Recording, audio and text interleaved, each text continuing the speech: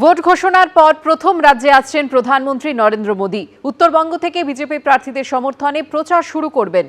আজ কোচবিহার রাসমেলা ময়দানে বিজয় সংকল্প সভা। বিজয় সংকল্প সভায় যোগ দেবেন প্রধানমন্ত্রী নরেন্দ্র মোদী। সোশ্যাল মিডিয়ায় পোস্ট পশ্চিমবঙ্গ বিজেপি। ভোট ঘোষণার পর প্রথম রাজ্যে আসছেন প্রধানমন্ত্রী। উত্তরবঙ্গ থেকে বিজেপি প্রার্থীদের সমর্থনে প্রচার শুরু করবেন। আজ কোচবিহার রাসমেলা ময়দানে রয়েছে বিজয় সংকল্প সভায়, আর এই সভায় যোগ দেবেন প্রধানমন্ত্রী নরেন্দ্র মোদী। সোশ্যাল মিডিয়ায় পোস্ট করে জানিয়েছে পশ্চিমবঙ্গ বিজেপি।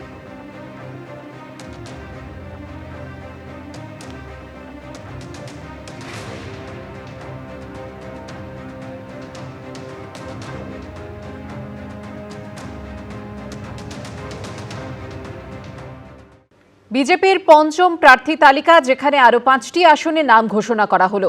দমদম উত্তরে বিজেপি প্রার্থী তপন শিকদারের ভাইপো সৌরভ শিকদার।